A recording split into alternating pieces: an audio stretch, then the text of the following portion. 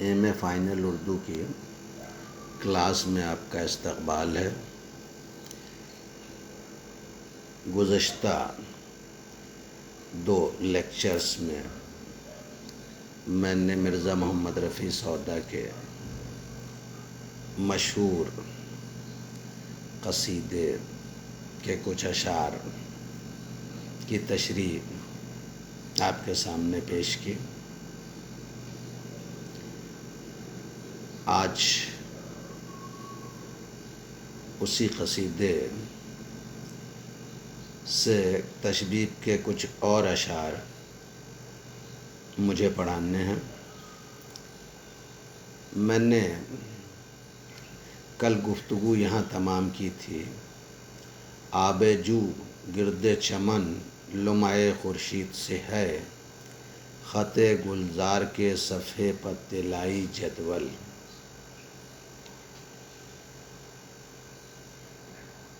آج اسی شعر سے مجھے آگے پڑھانا ہے۔ سایہ برگ ہے اس لطف سے ہر ایک گل پر، ساغر لال میں جوں کیجے زمرد کو حل۔ کہتا ہر پھول کی پتی پر، ہر پھول پر، ہر ایک گل پر، ہر ایک پھول پر سایہ برگ ہے اس لطف سے۔ کہتا اس درخت کی پتیوں کی پرچھائی پڑ رہی ہے، اور وہ پرچھائی انتہائی لطف کے ساتھ، مہربانی کے ساتھ گلوں کی پنکھڑیوں پر پڑ رہی ہیں۔ نتیجہ یہ ہے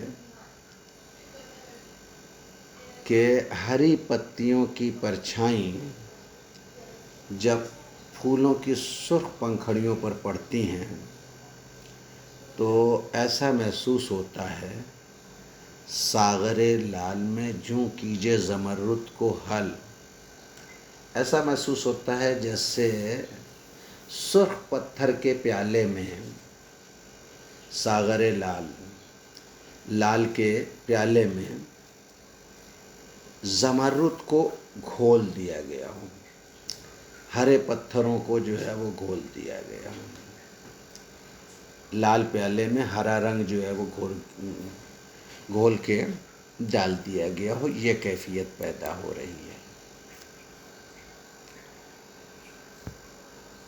سنگ نے رتبہ آئینہ کیا ہے پیدا، کہتا ہے پتھر آئینے کی طرح چمک رہا ہے، صاف شفاف ہو گیا ہے۔ آئینے جیسا مرتبہ پتھر نے پا لیا ہے۔ پتھر کھردرا ہوتا ہے، صاف نہیں ہوتا،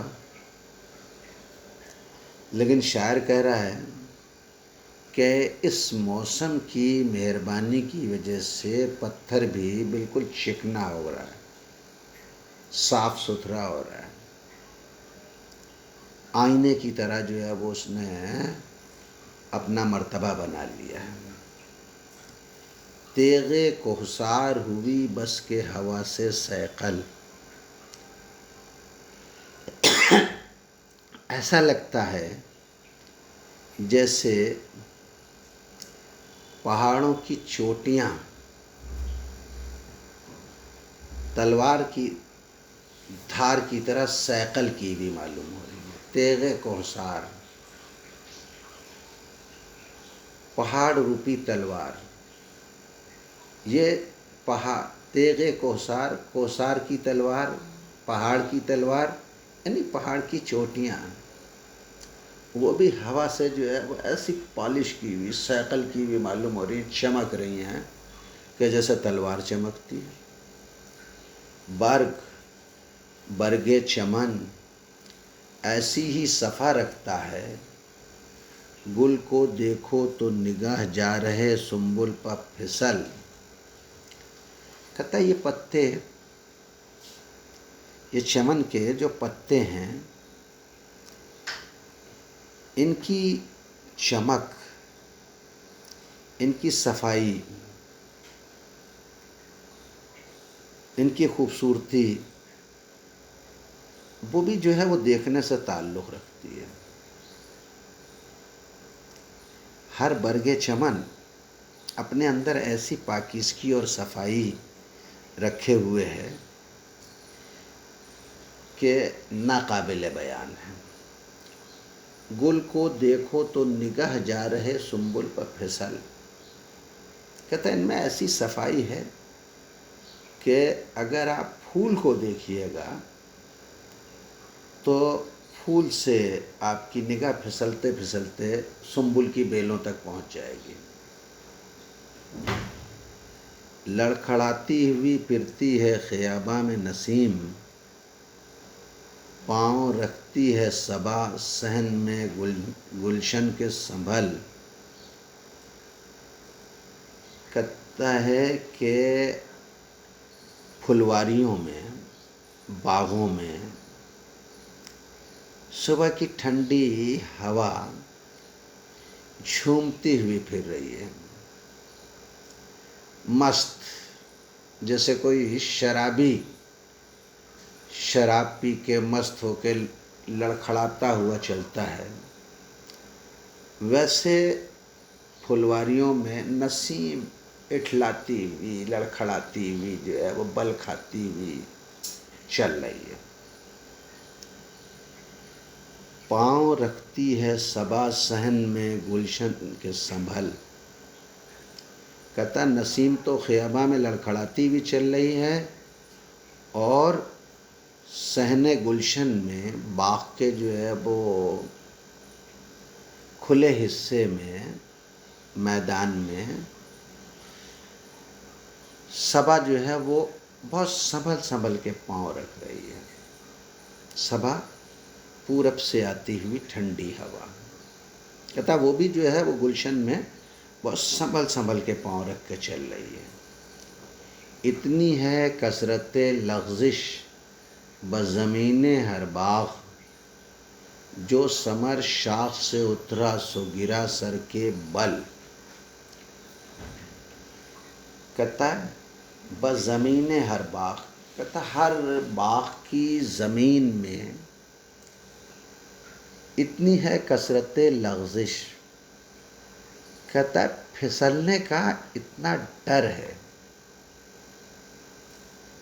بہت زیادہ بارش کی وجہ سے جو ہے وہ زمین نرم ہو گئی ہے، اور اس زمین کی نرمی کی وجہ سے کثرت لغزش، پھسلنے کا بہت امکان پیدا ہو گیا ہے. اب اس پھسلنے کے بہت زیادہ امکانات کی وجہ سے کیفیت یہ ہے، جو ثمر شاخ سے اترا سو گرا سر کے بل، کہ جو بھی پھل ٹہنی سے اترتا ہے وہ باغ کی زمین پر سر کے بل گرتا ہے. اب سر کے بل کیوں گر رہا ہے؟ یہ شاعر نے پہلے ہی کہہ دیا کہ اتنی ہے کثرت لغزش بزمین ہر باغ. کہتا باغ کی ہر علاقے کی زمین میں اتنی لغزش کی کثرت ہے کہ اس کی وجہ سے جو بھی پھل جو ہے وہ شاخ سے ٹوٹ کے زمین پر آتا ہے وہ سر کے بل گرتا ہے، پیروں پہ کھڑا ہی نہیں رہ پاتا. لغزش کی وجہ سے وہ سر کے بل آتا ہے. فیض تاثیر ہوا یہ ہے کہ اب حنظل سے شہد ٹپکے جو لگے نشتر زنبور اصل. فیض تاثیر ہوا، کہتا ہوا اتنی مہربان ہے اور اس کی مہربانی کا اثر یہ ہے، ہوا کی مہربانی کا اثر یہ ہے کہ اب حنظل بھی، کہ اب حنظل کا پھل بھی، حنظل ایک پھل ہوتا ہے جسے اندرائن کا پھل بولتے ہیں، یہ ذائقے کے اعتبار سے انتہائی کڑوا پھل ہوتا ہے۔ تو کہتا ہے فیض تاثیر ہوا یہ ہے کہ اب حنظل سے، کہتا ہوا کی مہربانی کا اثر یہ ہے کہ ہوا کی مہربانی کے اثر سے حنظل جیسے کڑوے پھل سے بھی شہد ٹپکتا ہے، جو لگے نشتر زنبور اصل۔ کہتا ہے بھیڑ یا شہد کی مکھی ہے نا کہ ڈنک کا نشتر اگر جو ہے وہ حنظل میں لگ جائے، زنبور بھیڑ کو، شہد کی مکھی کو، اور ایک گول منہ کا آلہ بھی ہوتا ہے جس سے میخوں کو، کیلوں کو نکالا جاتا ہے، یا دانت اکھاڑنے کے اور نکالنے کے جو آلہ کام آتا ہے اس کو بھی زنبور بولتے ہیں۔ تو وہ کہہ رہا ہے کہ اگر نشتر زنبور اصل، شہد ٹپکے جو لگے نشتر زنبور اصل، کہتا ہے شہد کی مکھی کا ڈنک نشتر کی طرح اگر حنظل میں لگ جائے تو حنظل سے شہد ٹپکے، اور ایسا اس بنا پر ہو کہ ہوا کی مہربانی سے حنظل میں بجائے تلخی پیدا ہونے کے مٹھاس پیدا ہو گئی ہے، اور اس سے جو ہے وہ بجائے کڑوا رس ٹپکنے کے شہد جیسا میٹھا رس ٹپکے۔ دانا جس شور زمیں پا نہ پھلا دہقاں سے، سبزواں دانۂ شبنم سے ہوا ہے جنگل۔ شور زمیں، کھاری زمین، نمک والی زمین، بنجر زمین،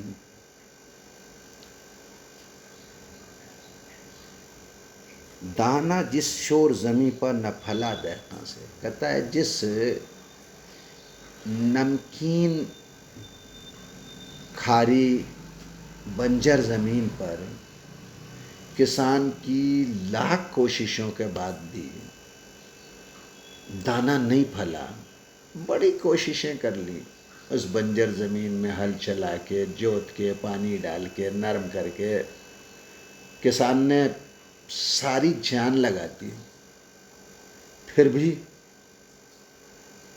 اس زمین میں جو ہے وہ دانا نہیں پھلا، فصل تیار نہیں ہوئی۔ ویسے ہی جیسے جو ہے وہ یہ چورو کا علاقہ ہے، بنجر ریگستان، بڑی مشکل سے جو ہے وہ فصلیں ہیں یہاں، کوئی ایک آدھ اللہ کی مہربانی پر ہو گئی تو ہو گئی۔ تو کہتا ہے ایسی شوریدہ زمین جس میں جو ہے وہ کسان کی لاکھوں کوششوں کے بعد بھی فصل پیدا نہ ہوتی ہو، اس زمین میں سبزواں دانۂ شبنم سے ہوا ہے جنگل۔ کہتا ہے وہاں اس شور زمین والے علاقے میں شبنم کے اثر سے ہریالی پھیلی ہوئی ہے، سبزواں ہوا ہے جنگل دانۂ شبنم۔ کہتا ہے دانۂ شبنم، اوس کی بوندوں کے اثر سے وہاں بھی ہریالی پیدا ہو گئی ہے۔